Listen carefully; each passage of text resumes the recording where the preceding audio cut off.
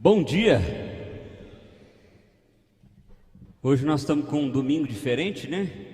Que amanhã, em tese, para alguns vai ser feriado, terça, certamente feriado. E a gente se encontra no domingo, que parece meio sábado, que parece meio alguma coisa assim que não é domingo. Mas que bom que nós estamos aqui juntos para louvar o nome do Senhor e para crescer na presença dEle. Quero convidar você a abrir a sua Bíblia lá em Gênesis capítulo 18. Gênesis capítulo 18. Nós estamos numa série de pregações do livro de Gênesis. Começamos lá no capítulo 12, o chamado de Deus a Abraão. E agora nós estamos chegando ao capítulo 18. Nós vamos meditar nesse tema, o deboche de Sara. O que acontece quando nós debochamos de Deus? O que acontece quando nós duvidamos de Deus? O que acontece quando nós não respeitamos a Deus naquilo que Ele nos prometeu? Gênesis capítulo 18, nós vamos ler do verso 1 até o verso 5, mas nós vamos meditar até o verso 15. Então, nós vamos até o verso 15, semana que vem nós vamos continuar esse mesmo capítulo. Diz assim a palavra do Senhor: O Senhor apareceu a Abraão nos carvalhais de Marré, quando ele estava sentado à estrada da tenda, no maior calor do dia. Abraão levantou os olhos, olhou, e eis que 3 homens estavam em pé diante dele. Ao vê-los, Abraão correu na porta da tenda e, ao encontro deles, prostrou-se em terra e disse: Senhor meu, se eu puder obter o favor diante dos seus olhos, peço que não se passe adiante sem ficar um pouco com este seu servo. Vou pedir que se traga um pouco de água, para que lavem os pés e descansem debaixo desta árvore. Trarei um pouco de comida, para que se refaçam as forças, visto que chegaram até esse servo de vocês. Depois poderão seguir adiante. Responderam: faça como você disse. Vamos orar? Pai, obrigado pelo privilégio que nós temos de adorar o Teu santo nome nessa manhã, nesse lugar. Obrigado, Deus, porque nós podemos ouvir a Tua voz, podemos falar com o Senhor e podemos ter a certeza da presença do Senhor em nosso meio, ó Pai. Nós louvamos o Teu nome pelo privilégio de Te servir, de Te adorar e de ser guiado pela Tua voz. Por isso nós pedimos nessa hora, ó Pai, que o Senhor ministre poderosamente aos nossos corações, com poder e com graça, ó Pai, nos instruindo por meio da Tua palavra. E que o Senhor me use como Teu instrumento, apesar de mim, ó Deus, pela Tua graça e pela Tua misericórdia. É assim que nós oramos em nome de Jesus. Amém. Irmãos, como eu disse, nós estamos numa série que vem lá do capítulo 12 até o capítulo 18. E o último capítulo dessa história que nós vimos é que Deus estabeleceu o sinal da aliança, o sinal da circuncisão, como uma maneira visível, palpável, uma forma de experimentar o fato de que nós temos uma aliança com Deus. Então, para que a gente pudesse ver isso, perceber isso, sentir isso, experimentar isso, a circuncisão no Antigo Testamento foi estabelecida como um sinal dessa aliança. Nós vimos também que no Novo Testamento esse sinal foi substituído pelo batismo. Então, o batismo é esse sinal da aliança de Deus para com o seu povo. E nós então respondemos esse sinal participando dele, obedecendo essa premissa de experimentar desse sinal. Nós fizemos a leitura do verso 1 até o verso 5 e basicamente esse texto está dizendo o seguinte: Abraão, depois de ter esse encontro maravilhoso com Deus, de que Deus estabeleceu esse sinal da aliança, ele obedece, ele cumpre, ele mesmo circuncida a si, ao seu filho e todos os homens de sua casa, tal como Deus havia ordenado. E agora, a gente não sabe se no dia seguinte, mas a ideia aqui é de pouco tempo depois, Abraão estava na porta da sua casa e viu 3 homens vindo. E na hora que ele viu esses 3 homens vindo, ele foi ao encontro desses homens, e de maneira muito gentil, muito hospitaleira, ele disse: olha, permaneçam aqui, eu quero cuidar de vocês, vou trazer um pouco de comida, vou trazer um pouco de água, eu quero que vocês permaneçam aqui para que vocês refaçam as suas forças, para que vocês possam se restabelecer para continuar a sua viagem. Só que eu coloquei, quando a gente fez a leitura, eu coloquei em destaque essa expressão: eis que 3 homens estavam em pé diante dele. Porque o que nós vamos ver nesse texto, esse texto é uma continuação do que vai acontecer lá em Sodoma e Gomorra, aquela famosa história que Deus destrói tudo. Esses 3 homens se trata de Deus e 2 anjos. Então, de uma forma extraordinária, Deus tomou a forma de um homem, corpórea mesmo, física, e juntamente com ele, 2 anjos. Mais tarde no texto isso vai ficar claro para nós. Abraão aparece que não sabe disso. Abraão aparentemente não percebeu isso, porque Deus até então tinha falado com ele por meio de sonhos, de visões, de outras formas que não fisicamente. Mas Abraão tinha um espírito hospitaleiro, espírito esse que marca a identidade dos servos de Cristo. Olha só, em primeiro lugar, como a gente pensa nessa questão da hospitalidade, verso 4, diz assim: vou pedir que se tragam um pouco de água para que lavem os pés e descansem debaixo da árvore. Há algumas expressões aqui para a gente ir esclarecendo. Primeiro, esse pouco aqui é um eufemismo. Abraão não vai trazer pouco, você vai ver que ele vai trazer tudo exagerado, ele vai trazer muito de tudo. Mas o que ele quer dizer é que ele, olha, eu vou cuidar de vocês. E o lavar os pés aqui era uma prática comum. Havia nas casas antigamente um lugar de entrada onde os pés eram lavados. Por quê? Porque naquela época não existia sapato fechado. Então as sandálias, caminhava pelo deserto, muita areia, o pé ficava muito sujo. Então, para que você pudesse de fato entrar no ambiente da casa, você tinha que lavar os pés antes. E quem fazia isso era o servo menor da casa. O menor de todos os servos é quem fazia isso. Mas oferecer esse tipo de coisa era um gesto de muita gentileza e de um bom hóspede. Ou de alguém que tinha uma boa hospitalidade. Verso 5: trarei um pouco de comida para que refaçam suas forças, visto que chegaram este servo de vocês, depois poderão seguir adiante. Responderam: faça como se disse. Abraão correu para a tenda de Sara e lhe disse: amasse depressa 3 medidas da melhor farinha e faça pão. 3 medidas aqui pode variar entre 3 e 8 litros de farinha, o que significava muita coisa, muita coisa, era muito pão para apenas 3 pessoas. Mas a ideia é essa, ele quer oferecer o melhor que ele tinha, com uma grande fartura. Ele continua: Abraão, por sua vez, correu o gado, pegou um novilho tenro e bom e entregou ao empregado, que se apressou em prepará-lo. Então ele pegou um novilho novo, da melhor espécie que ele tinha, e falou: olha, quero fazer um churrasco top para essa galera, eu quero fazer um churrascão. Em seguida pegou também coalhada e leite, e o do novilho que tinha mamado, pegou também coalhada e leite, e o novilho que tinha mandado preparar, e pôs tudo diante deles, e permaneceu em pé junto a eles, debaixo da árvore, e eles comeram. O que Abraão está fazendo aqui? Abraão está recebendo pessoas que ele não conhecia da melhor forma que ele podia.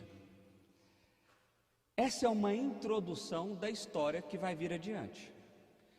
Esse texto está justificando o que nós vamos ver daqui a pouco, mas há algumas coisas que nós podemos e devemos aprender com esse texto. A primeira delas é que a hospitalidade, a gentileza, é uma marca do cristão. Não é bom quando você chega na casa de alguém e a pessoa te recebe assim, bem? Ela quer te oferecer a melhor comida, ela quer te oferecer, olha, você fica sem graça. Tem gente que fala assim: não, dorme na minha cama. Você está doido? Dorme na sua cama. Não. O goiano é assim, em geral, a nossa característica, nós somos um povo hospitaleiro, nós somos um povo próximo. Quer ver um negócio? Eu fui praticamente criado em Brasília. O brasiliense não é assim.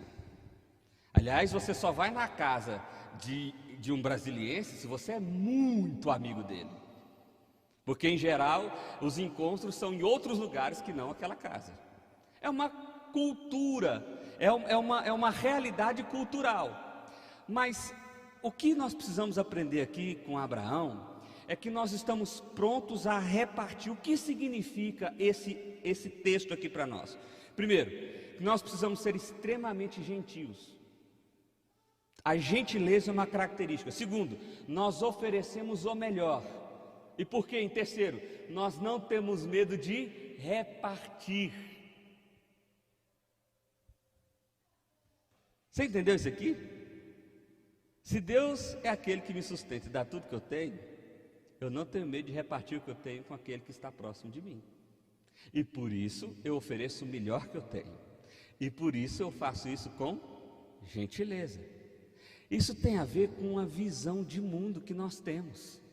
Agora, se eu penso que tudo que eu tenho é esforço máximo do meu trabalho, esse negócio aqui foi custoso demais para ganhar, então eu não vou repartir isso aqui, porque isso aqui é muito caro para mim. Eu não estou disposto a dar isso aqui também.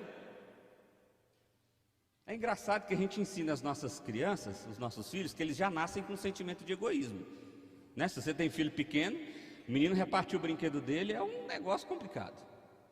E ninguém ensinou isso para ele, já nasceu nele. Então, o que nós estamos tentando falar assim, ó, divide. Você tem que brincar junto, você tem que repartir junto. Mas a gente cresce, fica adulto, não, é só meu. Só meu, de jeito nenhum. Não vou repartir, não. Isso é parte de um pressuposto de alguém que não compreendeu que a sua vida é sustentada pelo Deus eterno Criador. Alguém que entendeu que a sua vida é sustentada pelo Deus eterno Criador, ele não tem medo de oferecer o melhor que ele tem, ele não tem medo de repartir o que ele tem, ele não tem medo de ser gentil, ele não tem medo de oferecer com fartura. Não tem medo. Mas como eu disse, isso aqui é uma introdução do nosso texto mesmo, que é agora que a gente vai para onde a gente quer ir. Verso 9. Então lhe perguntaram, onde está Sara, sua mulher? Um dos homens perguntou, onde é que está Sara, sua mulher, daqueles três? Ele respondeu, está aí na tenda. A ideia aqui, gente, está aí do lado. A ideia aqui é que a Sara estava assim, ó. Se na porta a gente já consegue ouvir, imagina na tenda. Na tenda ela estava aqui, ó. Está aqui pertinho. Tipo assim, ela está ouvindo, eu tenho certeza que ela está ouvindo. Ela sempre ouve esse tipo de conversa que eu tenho. É quase isso que Abraão está dizendo aqui. E aí um deles disse, certamente voltarei a você daqui 1 ano, e Sara, sua mulher, dará à luz a um filho. Nós vamos lembrar que agora aqui já é a 5ª vez que Deus está falando isso. Já é a 5ª vez que Deus está dizendo esse negócio. A 2ª vez que Deus está especificando que Sara vai ser essa mulher. No capítulo anterior, capítulo 17, Deus tinha dito isso também, vai ser a sua mulher. Sara estava escutando a porta da tenda. Sara estava ali atenta, tentando discernir e ouvir a conversa.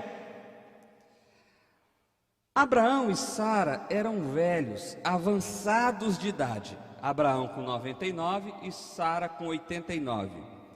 E Sara já lhe havia cessado o costume das mulheres. A expressão aqui é que ela não menstruava mais. Sara já estava no período de menopausa. Então ela já não tinha mais condições biológicas naturais de ter um filho. Ou seja, se em 89 anos de vida ela já era estéril, isso já era um problema. Ela já era estéril, 89 anos ela nunca teve um filho. Aliás, só para explicar para vocês, tá? Quando a Bíblia diz que a mulher é estéril, não é que fez-se um exame e descobriu que ela era estéril. É porque ela passou pela idade do ápice da capacidade dela de ter filhos e não teve. Então era uma questão de experiência, era uma questão de ver. Bom, ela está aqui, não teve filhos, então a conclusão lógica é que ela é estéril, tá bom? Então no caso de Sara isso está ainda mais claro, porque ela passou todo o vigor físico biológico dela, isso se encerrou, e agora com 89 anos ela está recebendo a notícia de que ela vai ser mãe. Alguns teólogos vão dizer o seguinte, que Sara possivelmente não havia sido comunicada ainda por Abraão do que tinha acontecido no capítulo 17. Possivelmente Abraão foi muito rápido, aquele negócio do sinal e aquela coisa toda, e Abraão ainda não tinha conversado com Sara, que Deus tinha dito que ela que seria a mulher que daria à luz a um filho. Os teólogos que vão defender essa tese é para dar uma aliviada no que vai vir nos versos seguintes. Eu pessoalmente não acredito nisso, eu acho que Sara já sabia desse negócio. Mas tudo bem, a gente pode aliviar a barra dela por aqui. Mas o que a gente pode aprender aqui nesses versos? Que o Senhor é o dono do futuro. Meu irmão, você prestou atenção no jeito que Deus falou aqui? Certamente, não há dúvidas, assim como o ar que nós respiramos, isso acontecerá. O tempo verbal aqui, inclusive, está no passado. Na tradução nossa, ficou parecendo, não deu essa ideia de forma muito clara. Mas aqui Deus está dizendo como se já tivesse acontecido. Isso acontece muito nas profecias bíblicas, porque é tão certo que vai acontecer que Deus fala como se já tivesse acontecido. Certamente voltarei a você daqui a 1 ano, tem uma data específica, e Sara, sua mulher, dará à luz a um filho. Aquele filho que eu prometi, chegou a hora. Lembra que a gente falou sobre a ideia de maturidade? Abrão deixou de ser Abrão, passou a ser Abraão. Sarai deixou de ser Sarai, passou a ser Sara.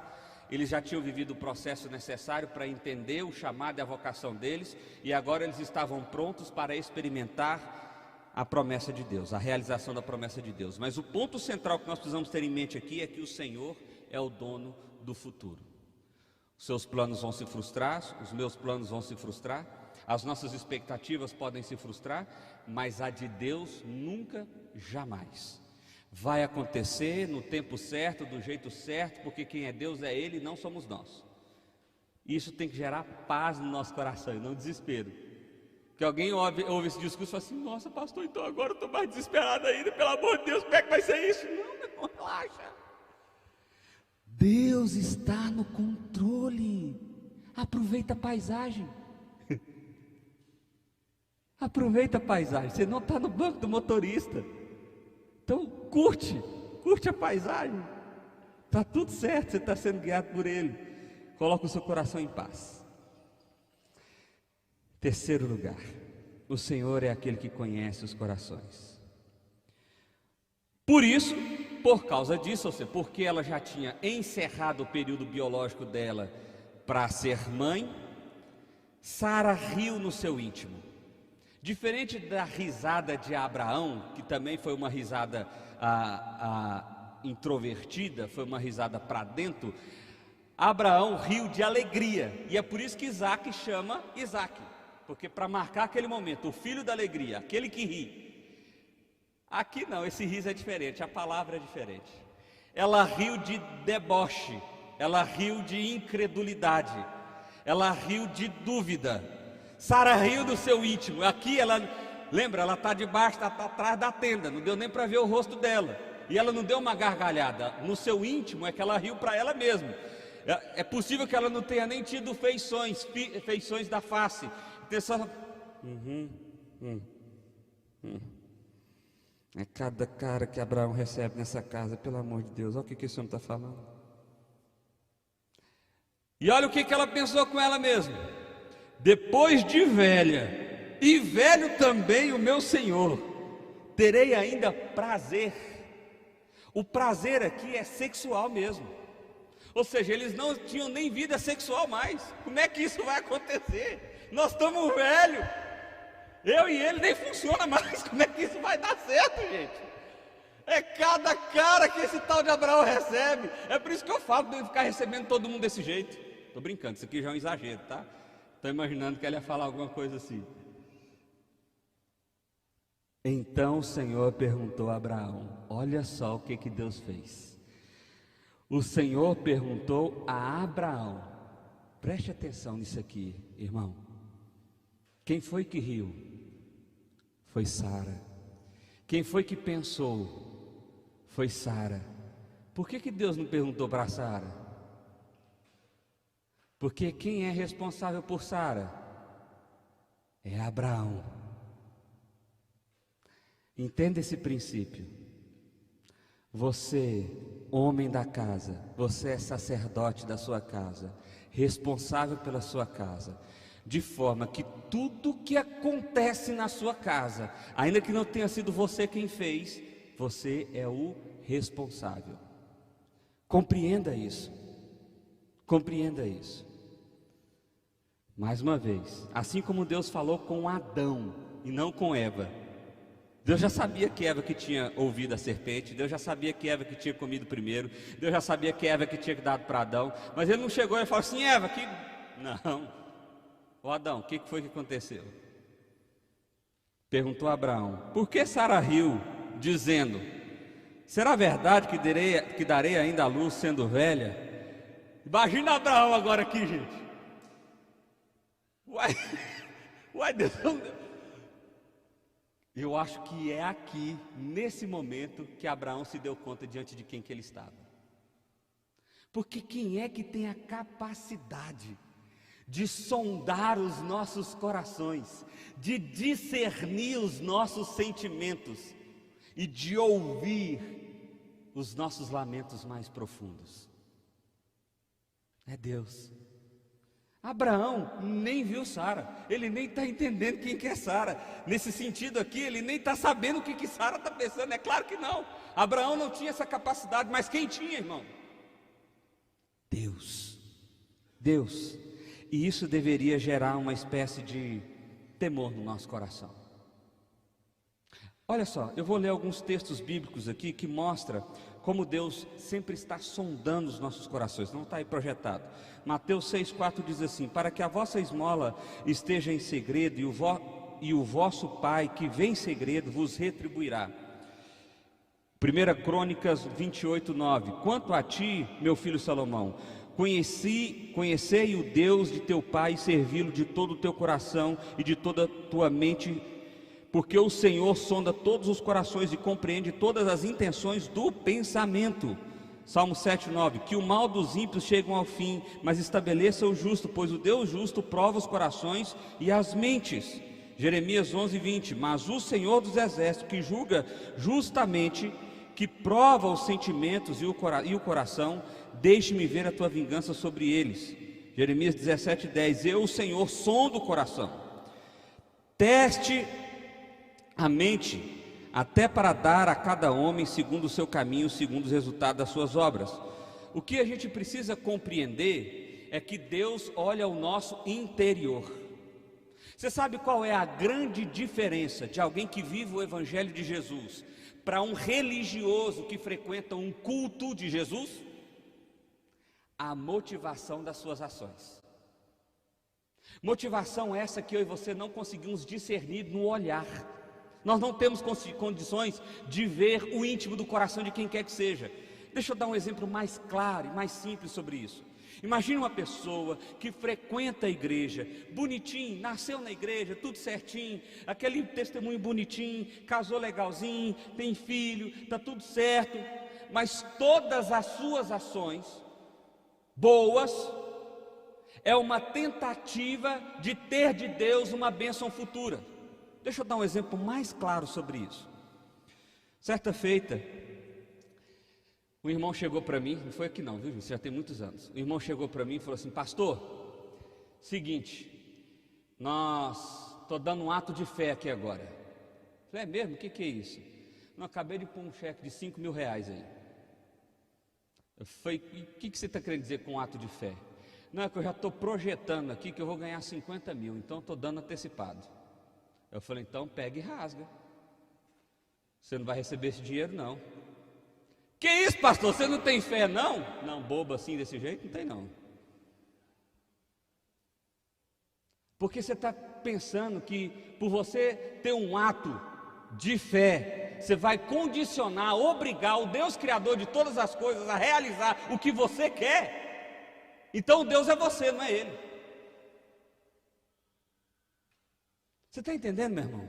É por isso que quando Jesus, a gente lê o texto aqui de Mateus 6,4, quando ele diz daquela senhora que foi lá e deixou 3 moedinhas, disse: essa de verdade deu tudo que tinha. Porque o que Deus estava olhando ali?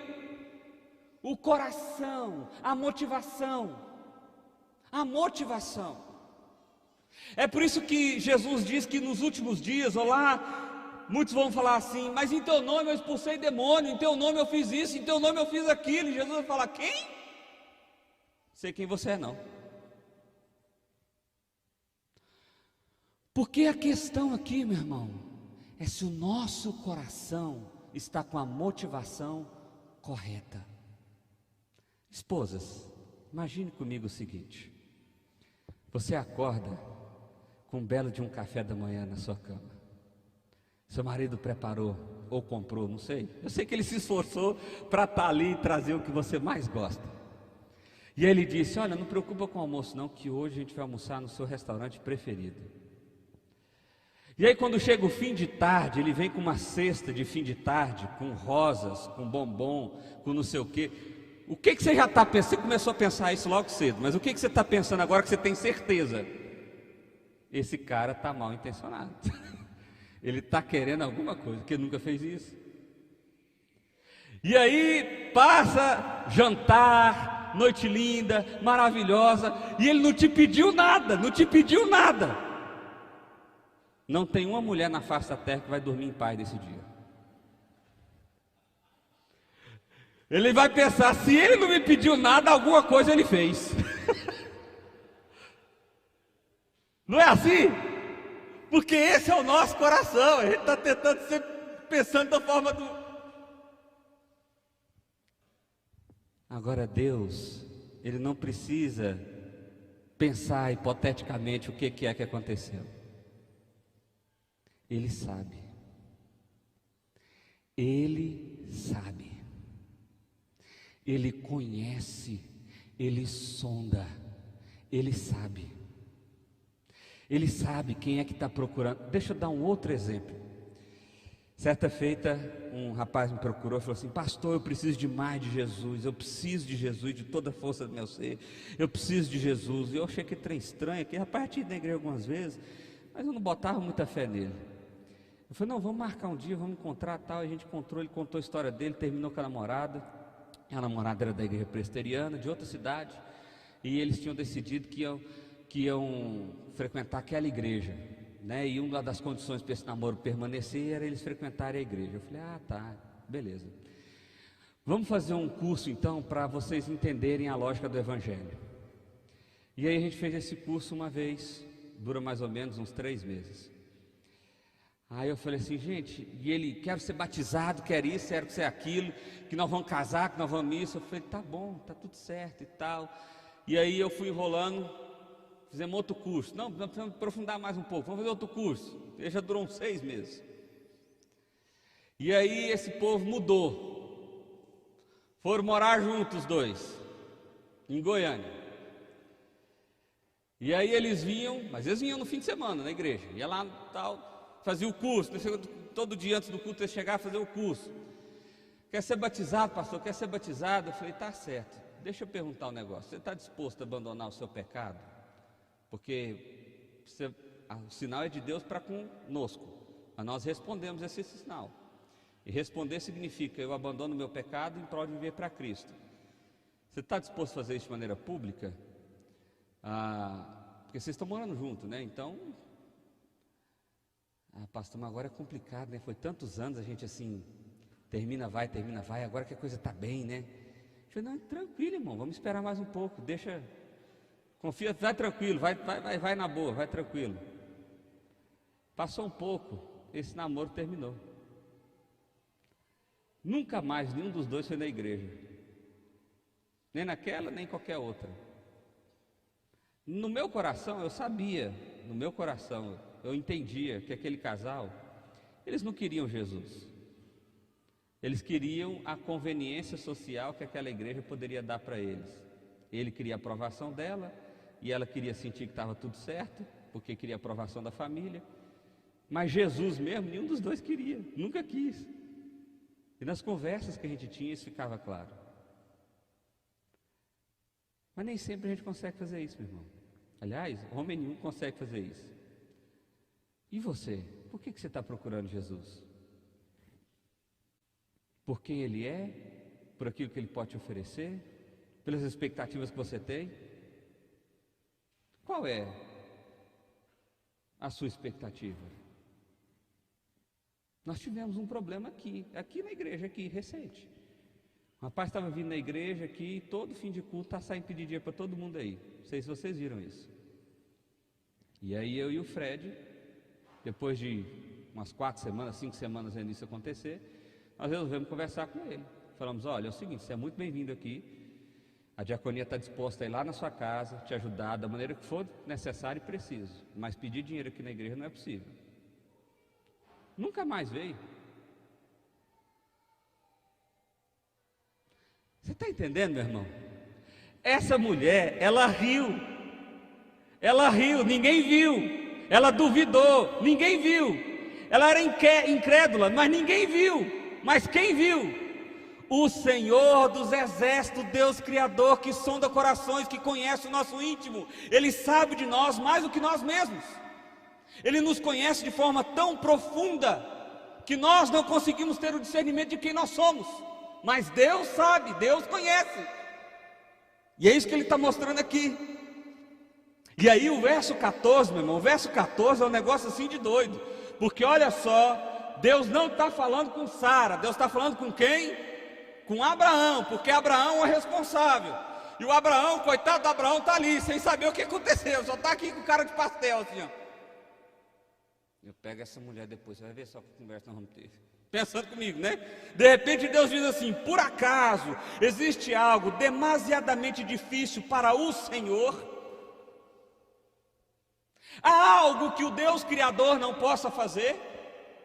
Há algo que aquele que é o dono, o universo, aquele que é o grande rei, não possa realizar? Aqui, se Abraão não tinha entendido ainda que era Deus, agora ficou claro. Agora Deus deixou claro, porque no capítulo anterior, Deus tinha se revelado a Abraão como El Shaddai, aquele que é dono de todo o poder, aquele que é o poder.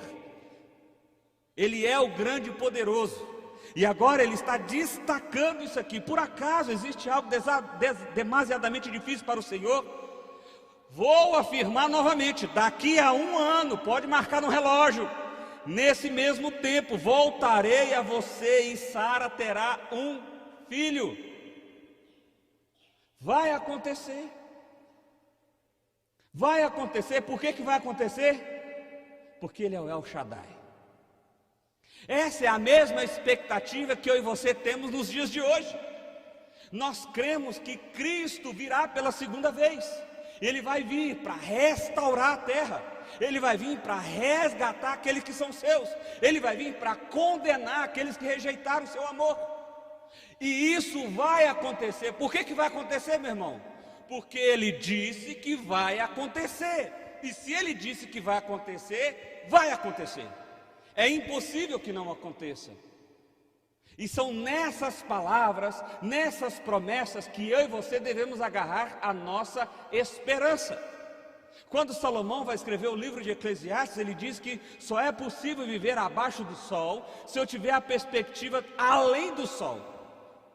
Se os meus olhos enxergarem para além do sol. Ele está fazendo aqui uma ideia de ver esse mundo a partir da perspectiva de Deus, a partir das promessas de Deus, porque esse mundo aqui, Salomão diz, é enfadonho, é cansativo, é trabalhoso, é ruim. Eu só tenho condições de viver na realidade desse mundo se eu temer ao Senhor, se as minhas expectativas estiverem naquilo que o Senhor prometeu, naquilo que Ele estabeleceu por Sua palavra, se a minha confiança estiver nele, porque Ele sim não vai falhar, a realidade do que Ele disse não vai falhar. Ou existe algo demasiadamente difícil para o Senhor, aquele que criou o mundo em 6 dias? Já imaginou esse negócio? Nós fizemos uma hortinha lá em casa. Rapaz, se eu cortar a grama, você quer fazer uma horta? Não, manda ver. Fizemos uma hortinha lá em casa. Está chovendo a beça, eu pensei, deve ser bom, né? Um pedaço lá que choveu muito forte, matou os três. A hortinha já está metade para lá, metade para cá. Nós estamos conseguindo plantar alface. Quem dirá, meu irmão, conduzir a história das nossas vidas? O que precisa acontecer para que os nossos olhos possam ser abertos? Para que você possa entender que você não tem condições de conduzir a história da sua vida. Você precisa descansar na soberania daquele que é Deus. Que os seus atos, as suas expectativas, os seus desejos devem ser para glorificar o nome dEle, mas não para assumir as rédeas no lugar dEle. Porque para Ele sim, não há nada que seja difícil demais, não há nada que seja impossível, não há nada. Em quinto e último lugar, o Senhor confronta o nosso pecado. Deus estava falando com quem? Com Abraão. Mas depois de ouvir isso tudo, Sara não conseguiu ficar calada. Verso 15, então Sara teve medo e negou. Antes tivesse ficado calada, né? Eu não ri não, eu não ri não. Eu estou lembrando do Isaac falando para mim assim: não fui eu não, papai, eu vi, menino, como é que não foi? Antes Sara tivesse ficado quietinha, ela gritou lá do outro lado da tenda: eu não ri não. Provavelmente ela estava pensando: não tem como ele ter visto, não tem como ele saber, ora, só ninguém está do meu lado, sabe que eu ri. Sara ainda não tinha entendido que aquele era o Senhor dos Exércitos, o Deus Criador de todas as coisas, o Rei majestoso. Ele, porém, disse: não é verdade, é certo que você riu. Meu irmão, eu não queria ouvir isso de jeito nenhum, me dá até um arrepio, me dá até um medo, chegar diante de Deus e Deus falar assim: não é verdade, é certo. A palavra aqui, ela é uma palavra repetida. O original é tipo assim, é um pleonasmo, é certo, é certeza certa, não há dúvidas. Eu sei, eu vi, você riu. E aqui é uma coisa maravilhosa de Deus. Deus cancelou a promessa. Abraão, olha, larguei de mão. São 25 anos te direcionando, caminhando, dizendo que você... E você só me fez besteira até aqui, Abraão. Na primeira oportunidade você fugiu para o Egito. Depois você e sua mulher tiveram a ideia brilhante de arrumar uma escrava para ter um filho. Agora eu já falei que vai ser dessa mulher. E agora eu tenho que aguentar o deboche dessa mulher. Quer saber? Vamos para o inferno vocês dois. Vou escolher outro. Se fosse eu e você, era certeza que era isso que ia acontecer. Mas graças a Deus, Deus é um Deus de misericórdia, meu irmão. O que Deus fez aqui foi reafirmar a promessa dele. O que Deus fez aqui foi dizer que Ele vai continuar fazendo, apesar de Abraão e apesar de Sara. Mas Deus não fez isso sem confrontar o pecado de Sara. Deus não tapou os seus olhos ou jogou por baixo do tapete, não. Deus falou firmemente. Há uma certeza certa de que você fez. Não negue isso, Sara. Não negue isso. Eu vi. Você riu. Você duvidou. Você debochou.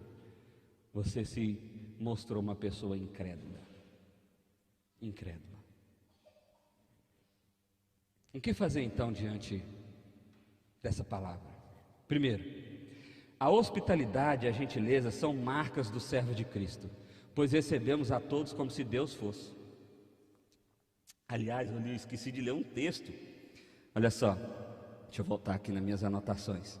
Hebreus 13, 1 a 2 diz assim: seja constantemente o amor fraternal, não se esqueçam da hospitalidade, pois alguns, praticando-a sem saber, acolheram a anjos. O autor de Hebreus está remetendo a ideia desse texto que nós acabamos de ler. Por que a gente recebe todo mundo com amor, com gentileza, repartindo tudo que temos? Primeiro, porque nós temos a consciência de que o nosso sustento, de o que nós temos, foi Deus quem nos deu. Então nós podemos repartir com amor, com gentileza, com fraternidade. E segundo, porque nós recebemos a todos como se Deus fosse. Porque teve gente que fez isso e de fato recebeu a Deus mesmo.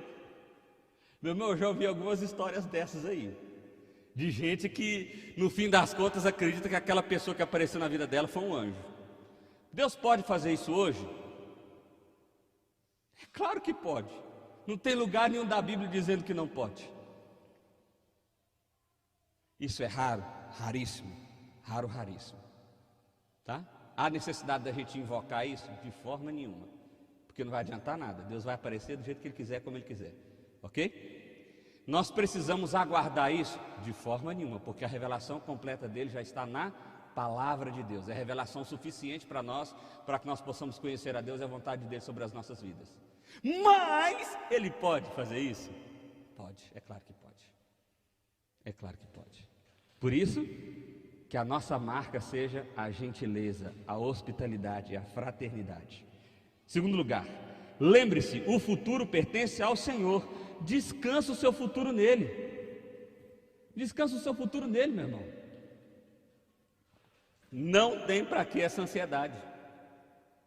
Não tem para quê. Deixa eu dar um exemplo para você. Eu tenho uma casa em Séries e eu estou ansioso para vender essa casa lá. Ela está à venda já tem uns 4 ou 5 meses. E não vende. E toda hora eu fico pensando assim, vai ser na hora certa, mas tem hora que me dá um desespero. Podia ser agora, quando começam as conversas, visita, não sei o quê, e aí aparecem umas propostas tudo doido. Ó, tem uma chácara, um jumento, uma galinha, você aceita? É tipo isso.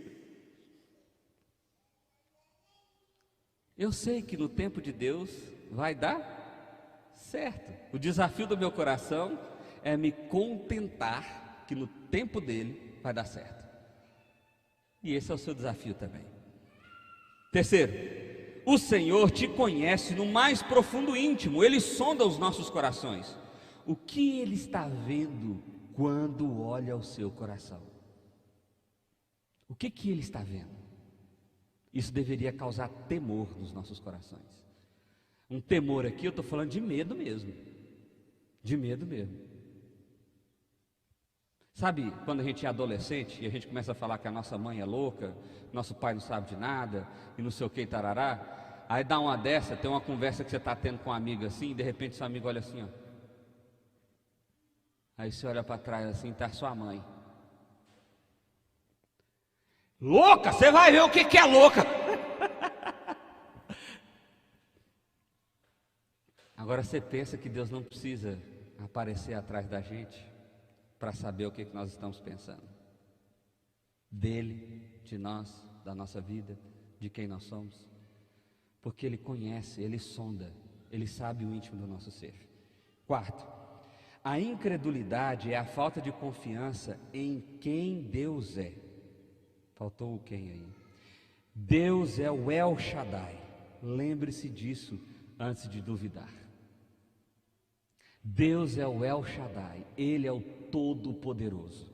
Lembre-se disso antes de você começar a ter dúvidas no seu coração. Antes da incredulidade tomar conta do seu coração. Ele é o El Shaddai. Quinto, todos os nossos heróis bíblicos falharam para nos mostrar que nossa história não depende de nós, mas sim da misericórdia de Deus. Já parou para pensar nisso, irmão? A Bíblia não tem medo de falar que os nossos heróis são fracassados. Abraão é um fracassado. Isaac é o melhorzinho dos patriarcas. Jacó, Deus que me livre. Aí você vai lá, Davi, você está louco. Salomão, você é besta. Jeremias, e por aí vai, qualquer nome que você levantar. Os melhores nomes que tem na Bíblia é o de José do Egito. Esse é o melhorzinho, esse aí não está salva legal. Ruth, nome bom também. Daniel, show de bola. O resto ninguém salva. E você acredita que Abraão está na galeria da fé, como referência de fé para nós? O primeiro nome é o dele. Aí você pode começar a ter esperança, não pode? Você passou, então para mim é capaz que eu consiga estar nessa galeria aí também. Não, a ideia não é essa. A ideia não é você se comparar com Abraão. A ideia é você perceber o seguinte: apesar das nossas falhas, apesar dos nossos erros, apesar da nossa incredulidade, Deus continua tendo uma aliança conosco. Deus continua nos amando. Ele continua exercendo a tua soberania. E a promessa dele vai se cumprir. Não importa quem nós somos ou o que nós fazemos. Porque não depende de nós, depende dele. Depende dele. Jesus é o nosso verdadeiro herói. Pois foi o único capaz de vencer todas as nossas batalhas. É nele que nós confiamos. O que garante a realização da promessa de Deus é Jesus encarnado, andando entre nós, morrendo naquela cruz, pagando pelos nossos pecados, vencendo a morte ao terceiro dia, nos fazendo vencedores sobre a morte e aplicando a vida eterna sobre nós. Por isso nós somos vencedores, não por causa do que nós fizemos ou do que nós faremos, mas por causa do que Cristo fez. Por causa do que Cristo fez. Deus sempre irá confrontar o nosso pecado. Isso nos mostra quem somos e por que precisamos dele. Isso é bom demais, né, meu irmão? Toda vez que Deus aponta o dedo para nós, ou toda vez que Deus demonstra a nossa incredulidade, os nossos falsos ídolos, a nossa crença em nós mesmos e nos nossos méritos, e Ele diz: olha, você está errado, isso é pecado. Deus está dizendo o seguinte: eu sei quem você é, e é por isso que você precisa de mim. É por isso que você precisa de mim. Nós precisamos de Deus, meu irmão. Nós precisamos de Deus. Deus nunca vai deixar de confrontar o nosso pecado, porque isso aponta para a realidade de quem nós somos, e isso aponta para a necessidade que nós temos dele. Uma última frase, aquela intenção de, se você não entendeu nada até aqui, que isso aqui possa gerar algum tipo de luz.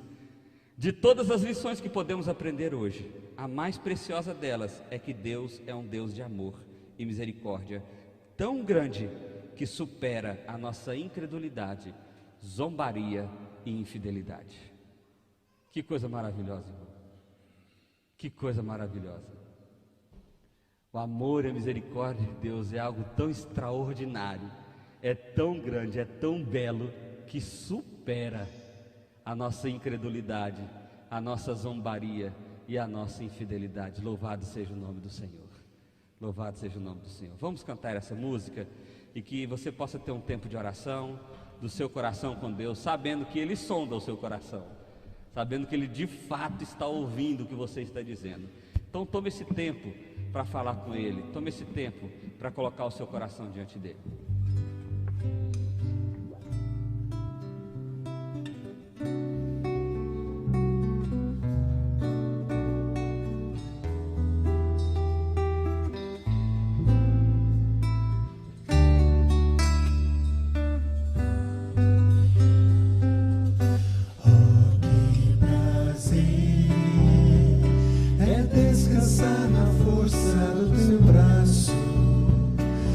Escutar em tudo que eu faço, é perceber que estás comigo aqui. Oh, que prazer é ser o templo do Espírito Santo, é te adorar com salmos e com canto, ouvir tua voz, provar do teu poder.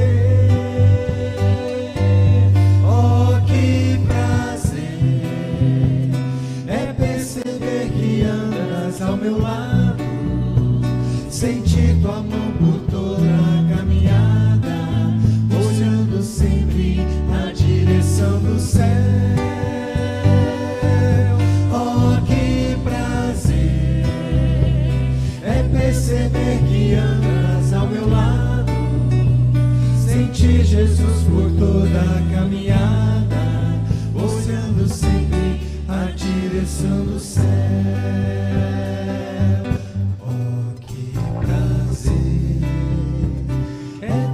Na força do teu braço, é te escutar em tudo que eu faço, é perceber que estás comigo aqui.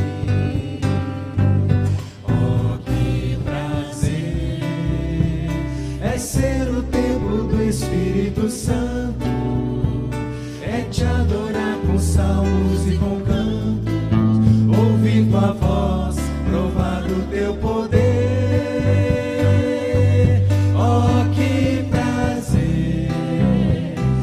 Perceber que andas ao meu lado, sentir tua mão por toda a caminhada, olhando sempre na direção do céu.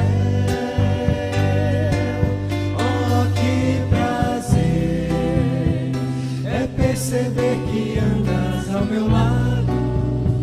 Senti Jesus por toda a caminhada, olhando sempre a direção do céu.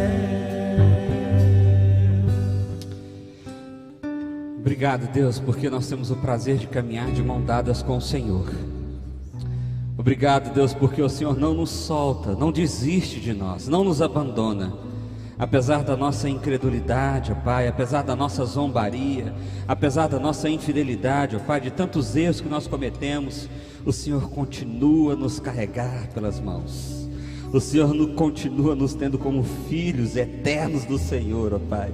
Por isso nós louvamos ao Senhor por essa aliança eterna que nos alcança, por esse amor, ó Pai, que se renova a cada manhã, pela Tua misericórdia que vem ao nosso encontro, ó Pai. Nós louvamos o Teu nome, ó Pai, e somos gratos ao Senhor pela grandeza do Teu amor, ó Pai. E de forma especial, Deus, nós queremos colocar as nossas vidas diante de Ti, ó Pai. Nós assumimos os nossos pecados, os nossos erros, as nossas falhas, ó Pai, e a Ti nós pedimos perdão nessa hora, ó Pai.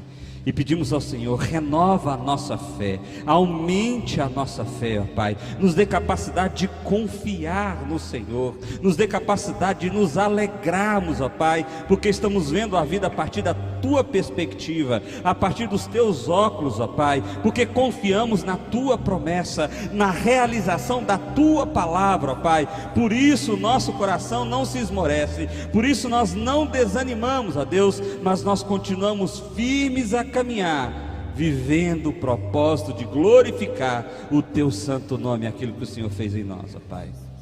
Abençoa cada um de nós nesse domingo, ó Deus, esse tempo de feriado que ainda vai ter, Pai, que nós possamos receber da Tua palavra o tempo todo, ó Pai, ao ver o vento, ao ver as árvores, que nós possamos reconhecer que o Senhor é o Deus Criador, e o nosso coração se exultar de alegria com isso, ó Pai. Nos leva para as nossas casas em paz, e que agora a graça do Senhor Jesus, o amor de Deus, eterno Pai, e as consolações do Santo Espírito de Deus repouse sobre todos nós e todo o povo do Senhor reunido sobre a terra, hoje e por todo sempre. Amém. Amém.